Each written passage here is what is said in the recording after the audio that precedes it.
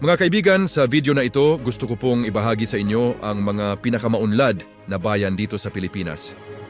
Ang lalawigan ng Cebu ang pinakamatandang lalawigan sa bahagi ng Kalakhang Cebu kasama ang 6 na iba pang mga lungsod ng Karkar, lungsod ng Danao, lungsod ng Lapu-Lapu, lungsod ng Mandaue-Bogo at lungsod ng Talisay at 6 pang mga bayan.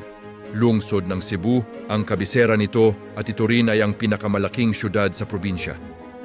Isa ang Cebu sa pinakamaunlad na lalawigan sa Pilipinas at ang sentro ng kalakalan, komersyo, edukasyon at industriya sa gitna at timog na bahagi ng Pilipinas. Maraming mga hotel, kasino, mga beaches at iba pang pook pasyalan ang matatagpuan sa lalawigan. Ang katutubong pangalan para sa lugar ay Sugbo.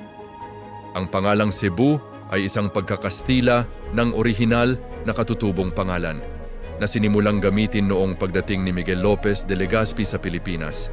Ang unang ipinangalan ni Legazpi sa Cebu ay San Miguel, ngunit ito ay muli niyang binago nang nakita niya ang Santo Niño na ibinigay ni Fernando de Magallanes sa mga Cebuano, kaya ginawa niya itong La Ciudad del Santísimo Nombre de Jesus.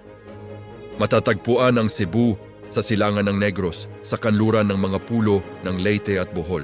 Isang mahabang makitid na pulo ang Cebu na may habang 225 kilometro, 120 meters mula hilaga hanggang timog na napalilibutan ng 167 maliliit na mga kapuluan, kasama na ang Mactan, Bantayan, Malapascua, Olango at ang kapuluan ng Camotes. May makitid na dalampasigan, talampas na apog at mga patag na baybayin ng Cebu.